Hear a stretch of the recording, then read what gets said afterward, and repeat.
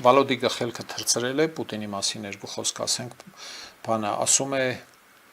հրամանագիր է ստորագրել, որով թույլատրում է ուշադրություն դարձրեք ժամանակավոր կառավարում մտցնել կարևորագույն ենթակառուցվածքների օբյեկտներում, որոնց սեփականատերերը չեն կարողանում դրանք պաշտպանել անվտանգության սպառնալիքներից, այդ թվում ուկրաինական անօդաչու թռչողսարքերի հարձակումներից։ Էքսպորտպրիացիայի մասին է, էլի ոնց որ թե։ Ասենք Վալբերզը չի կարող հակաօդային պաշտպանություն ունենալ, ժամանակավոր կառավարում ենք մտցնում այդտեղ, դարձնում ենք պետական հսկողության օբյեկտ, առնվազն, իսկ առավելագույնը դարձնում ենք պետական օբյեկտ։ Ներողություն, օրինակ Վալդբերիզը, բենզալցակայանը, նավթավերամշակման գործարանը ինչպես կարող են իրենց պաշտպանել դրոններից, հրթիռներից, ֆլամինգո եւ այլն։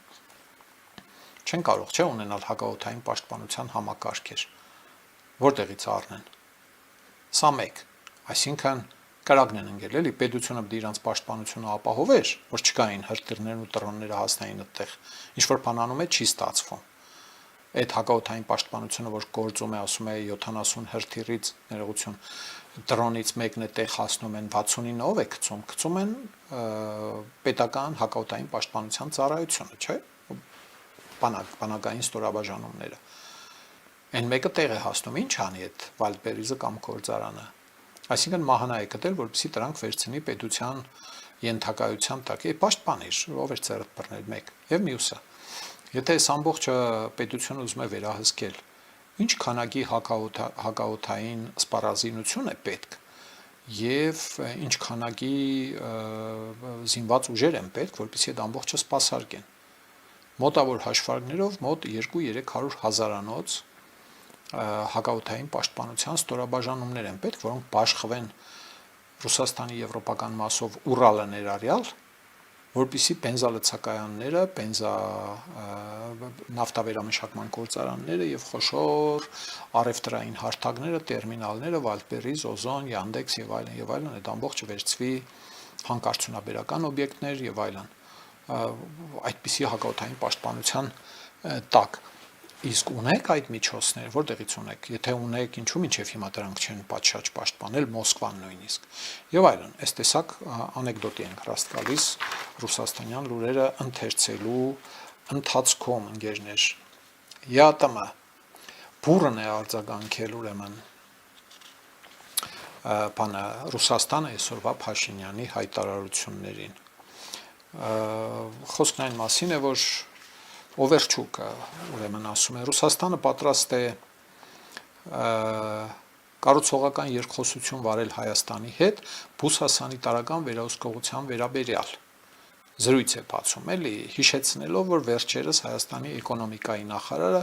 հանդիպել էր Ռուսաստանի Դաշնության գյուղատնտեսության նախարարի հետ, քննարկել էին այդ հարցը, ինչ է ասում այս մարդը Օվերչուկ կոչեցյալը։ Ասում է հայերենը կարդամ, հետո ռուսերենը, որտեղ արժեքավոր հատված է սա։ Խոսքն այն մասին չէ Հայաստանում խելքի կգան, թե ոչ, այլ այն մասին, որ բուսասանիտարական վերահսկողության պահանջները պետք է կատարվեն։ Եվ բնականաբար մենք պատրաստ ենք նման կառուցողական երկխոսության, սակայն ցավոք մենք տեսնում ենք, որ հայկական կողմից որոշակի խնդիրներ կան, նման երկխոսությունը ընթանում է եւ այլն։ Ցավոք մավոք այդ վշտի հատվածը թողնենք,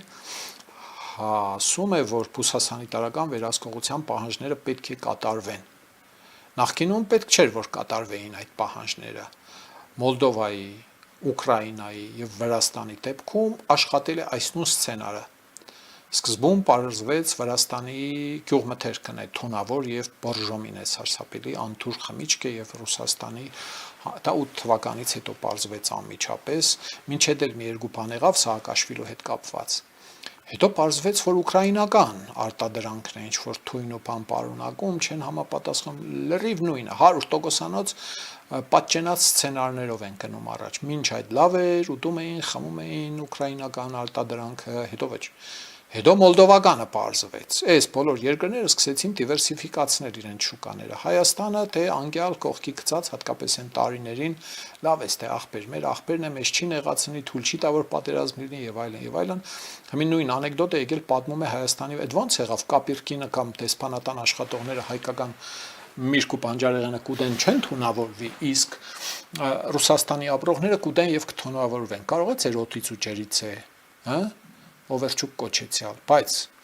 այն գլխավոր հատվածը, որի վրա կհրավիրեմ ձեր ուշադրությունը, հետեւյալն է, թե խոսքն այն մասին չէ, թե Հայաստանում խելքի կգան, թե ոչ։ Ինձ հետաքրքրեց, բացեցի ռուսերեն։ Ամենահավաստի աղբյուրը դե տեսնեմ ինչ է խոսել Էսկյադեն։ Էսկյադեն 10-ի հաղորդումն է, սա իտար 10-ի 10-ը պահել են телеграфное агентство Советского Союза իմացար Սովետը դեռ Ռուսաստանում կա Дело не в том что одумаются или не одумаются խելքի կգան թե խելքի չեն գա պատշաճ թարգմանություն է ինձ թվաց թե տեսակ կոպիտ բան ասած չի լինի գիտակցության կգան խելքերը գլուխները կհավաքեն թե խելքերը գլուխները չեն հավաքի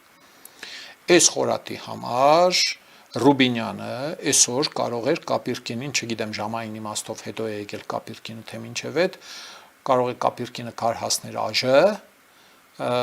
Ռուբինյանի վարորդի քարտուղարուհու վարորդը ասեր պարոն Կապիրկին ներողություն, դուք պետք է գնաք ԱԳՆ, ստեղ չպետք է գաք, ԱԳՆ որն է, այն հիմնարկը էլի, որ Կապիրկին չի հրավիրում Գնացեք ընդեղ ձեզ ինչ որ պետք է կասեն կբացատրեն իսկ ԱԳՆ-ում հարկավոր էր մի 40 լիտրանոց հոգնայով դիմավորել Կապիրկինին եւ ասել գյադա դու ձեր փոխվարչապետ Օվերչուկ է ինչ է դուք դրան կարող եք կարգի հրավիրել թե ինչ անենք ոնց թե խելքի կգան խելքի չեն գա մյուս մեթոդը իհարկե հայելային արձագանքն է ասենք եկուց փոխվարչապետ Մհեր Գրիգորյանը ճիշտ կլինի Մհեր Գրիգորյանը եւ ոչ թե մյուսը մոտավորապես նույն բառապաշարով խոսի Ռուսաստանի մասին։ Ասի Ռուսաստանում adumаются или не adumаются, ու տեսնի թե ինչ խժոց է ելնելու այնտեղ, հա ու համեմատի թե ոնց է լինում Հայաստանից մի թեթև ռեակցիային, ինչպես են այնտեղ հիստերիկ ընկնում, իսկ Ադրբեջանից քյուֆուր քյաֆարները կուլ են տալիս Մոնպասի նման էլ դուսուս։ Հա Օվերչուկ կոչվածը հիշեցրել է, որ գյուղատնտեսության նախարարը հանդիպել է եւ այլն, ահա այսպես։ Պիսկովն է ելույթ ունեցել, Պացան Պիսկովը։ Պեսկովն է ելույթ ունեցել եւ ասում է հետեւյալը. Երևանը ազատ է հապկից դուրս գալու որոշում կայացնելու հարցում, եթե Հայաստանն այլևս կազմակերպության անդամակցության կարիքը չունի։ Սա հաջորդում է իհարկե պարոն Փաշինյանի այն ռեպլիկին այսօրվա ելույթների մեջ, երբ ասում է, որ ես շատ գոհ կլինեմ, եթե կազմակերպությունը որոշի Հայաստանի Հանրապետությանը հեռացնել հապկից, համենայն դեպս կազատի դուրս գալ չգալու երկընտրանքից։ Մի քանի անգամ Հայաստանը հայտարարել է, որ այնտեղ անելու բան չունի, ընդհանրապես անելու բան չկա, ոչ տալիք ունի, ոչ վերցնելիք ունի, պատճառները պարզ է, հապկը իր դերակատարությունը չի կատարել, այդքան բան, բայց դիմելու զահլա նույնիսկ չունի, ափսոսային թուղթը իմաստը սա է, էլի, որով պիտի Հայաստանը դիմի հապկից դուրս գալու համար հանում եք, գնացեք հանեք քյասա, էս է ասածը, վատ չէ դիվանագիտական բառապաշարի համար Հա, Պիսկովը ասել է, որ մինչ օրս լսել ենք հայկական կողմի ներկայացուցիչների տարբեր մակարդակների հայտարարություններ, որոնցում ասվում է, որ անդամակցությունը սառեցված է, բայց Հայաստանը դեռևս դուրս գալ չի պատրաստվում ամեն դեպքում, մինչև հիմա դա ենք լսել, լավ է կարել քյասա։ Դժվարանում եմ հասկանալ, թե ինչ կլինի, որ գոհ կլինեն, եթե հեռացնեն։ Եթե Հայաստանը ազգային շահերից ելնելով այլևս անհրաժեշտ չի համարում անդամակցությունը տարածաշրջանային անվտանգության ապահովման համար, այդքան կարևոր կազմակերպությանը Այ հողերս ձեր կազմակերպության վրա գլխուն այդքան կարևոր, ապա ազատ է համապատասխան որոշում կայացնել, հեռացնել, հեռանալ այդ կազմակերպությունից հարգելի ընկերներ, մոտ է այն օրը, երբ մենք տեսնելու ենք Հայաստանը հապկից դուրս արդեն իրավական իմաստով, ահա այդպես, ով մնաց տեղ, բան չմնաց, եկեղեցականը հայտնի բան է, եկեղեցականները, որ փողեր լվալու հիմնարկություն են, հնարավոր է, որ այդ լվացկատան համար կռիվ է գնում ու թաքում, բայց գիտակցական շահերի պայքար է գնում, ես չեմ կարծում, թե օրինակ Փաշինյանը կամենալով հոգևորականների բարեվարկությունը կարգի բերել, ամենալավագույն ցանկություններով կամենում է, որ եկեղեցում ունենա իր մարդիկ, որոնք էլի պիտի շարունակեն օգտվել հարկային մաքսային արտոնություններից եւ այդ օգտվելու միջոցով ներկրվող ապրանքները մասնավոր խանութներում ծախելու բարեգործության համար եկող ապրանքները հանցագործ ճանապարհով սցենար է սա, էլի, տեսական սցենար է հերոտանից տեղից, իբր թե չկա նման բան։ Բարեգործության անվան տակ բերված ապրանքները, որոնք մաքսավճար եւ ավելացված արժեքի հարկ չեն վճարում, այսինքն 30% էժան են նստում, էլի ներկրողի համար, այս դեպքում ենթադրենք Փաշինյան այնտեղ նշանակում է յուրային մի քիչ ֆանտաստիկայի ոլորտից է, բայց փորձենք պատկերացնել։ Նշանակում է յուրային կաթողիկոսը ամեն անգամ դիմում է բարեգործության հարցերով կառավարական հանձնաժողովին, ասում է խնդրում եմ թույլ տվեք այս 4 կիլոմետր ցուցակով ապրանքները ներկրել բարեգործության խաթեր։ Դե հանձնաժողովն ասում է իհարկե դուք մեր սուրբ առաքելական հայոց եկեղեցին եք, թույլ ենք տալիս, այդ ապրանքները գալիս են, մի մասը գնում է բարեգործության, չգիտեմ ինչ բարեգործության, բայց բարեգործության, մյուս մասը հայտնվում է այդ նոր ձևավորված կաթողիկոսի կամ վերնախավի խանութներում, սուպերմարկետներում, անունը տնենք հովք, անունը տնենք սերոժիկ, կուգուշիկ, թրաշիկ, մրաշիկ, մորուքիկ եւ ծախվում է այդ խանութներում, ընդեղից եկած շահույթները գնում է ուր, գնում է կաթողիկոսի եւ կաթողիկոսին այնտեղ տեղավորող Փաշինյանի գրպանը, տեսական սցենար։ Չեմ կարծում, թե դա է Փաշինյանի նպատակը։ Եվ ի վերջո, եթե Փաշինյանի նպատակը դա է, դա չէ, թողնենք հələ, ենթադրենք դա է։ Ամեն դեպքում այդ համակարգը բերել հարկային մաքսային դաշտ ճիշտ լուծում է եւ նման կասկածների տեղ չի տա։ Ավելին, այդ համակարգը պետք է լինի Հայաստանի բոլոր վերաբերելի տեսչական մարմինների համար մատչելի եւ թափանցիկ։ Առողջապահության եւ աշխատանքի տեսչությունը պիտի իրավունք ունենա մտնել ժամանակացույցի ըստ բողոքների ստուգելու բոլոր կրոնական, այդ թվում հայ առաքելական Սուրբ եկեղեցու հաստիկացուցակները, վճարման մեխանիզմը, դրույքաչափերը եւ այլն եւ այլն։ Պետք է պարզի թե արդյոք կան որոնք հոգեվորականներ, որոնք աշխատանքային փաստացի հարաբերություններ ունեն այնտեղ, բայց պայմանագրած չեն։ Պարզ է, չէ՞ ինչ եմ ասում։ Ես չեմ կարող հիշել որևէ դեպք, եւ երբ աշխատանքի ու առողջապահության տեսչությունը մտել է հայ առաքելական Սուրբ եկեղեցի կամ ուրիշ կրոնական կազմակերպություն տեսչական ստուգման։ Ինչի՞ չեք մտել, որ աշխատողներ չկան այնտեղ։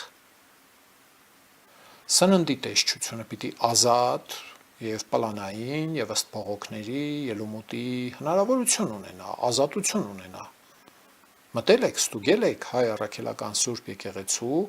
եւ այլ կրոնական կազմակերպությունների սննդի արտադրամասեր։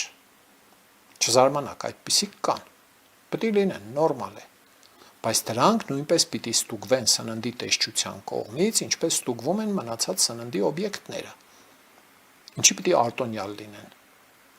Եվ ելի մի շարք տեսչություններ, որոնք կարող են վերաբերելի լինել այս համակարգերին։ Այդ արտոնյալությունը կամ այդ արտոնությունները պիտի վերացվեն։ Կապ չունի Փաշինյանը ունի դիտավորություն, լվացկատունը վերցնել իր շվակի տակ, թե ոչ, այդ ամբողջը պիտի լինի մատչելի։ Եվ վերջապես, կրոնական կազմակերպությունները,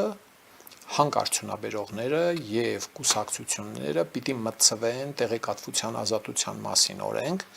որպես տեղեկություն տնօրինողներ եւ դրանք պիտի պարտավոր լինեն պատասխանելու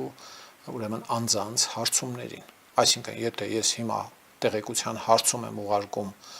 մայրաթոր, ինձ իրավունք ունեն չպատասխանել եւ դա կլինի օրինական։ Օրենքը չի պահանջում նման բան իրենցից։ Եթե ես դիմում եմ որևէ կուսակցություն, իրավունք ունեն ինձ չպատասխանել, եթե չեն ֆինանսավորվում պետբյուջեից։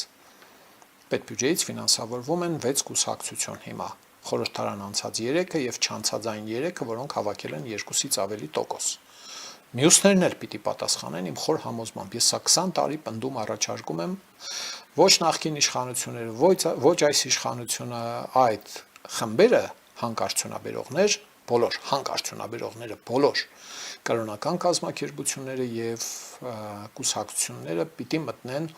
հարցումներին պատասխանելու պարտականություն ունեցող հաստատությունների ցանկ, չեն մտցնում։ Ես համարում եմ, որ այդ հիմնարկների գործունեությունը նույնպես պիտի բաց ու թափանցիկ լինի։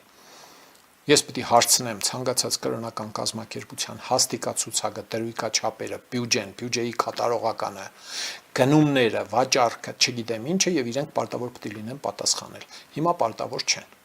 Սա նորություն չէ, սա կապ չունի Փաշինյանի մի տարի առաջվա սկսած խաչակրած արշավանքի հետ։ Փրկենք Քրիստոսի աջունը, տեղափոխենք ընդեղից, ուր տեղափոխենք, արյուծասիրտը ուր էր տանում, Լոնդոն էր տանում, Ֆրանսիա էր տանում եւ այլն։ 10 քանի խաչակրած կայֆավատ։ Ահա այսպիսի պատմություններ, հարգելի բարեկամներ,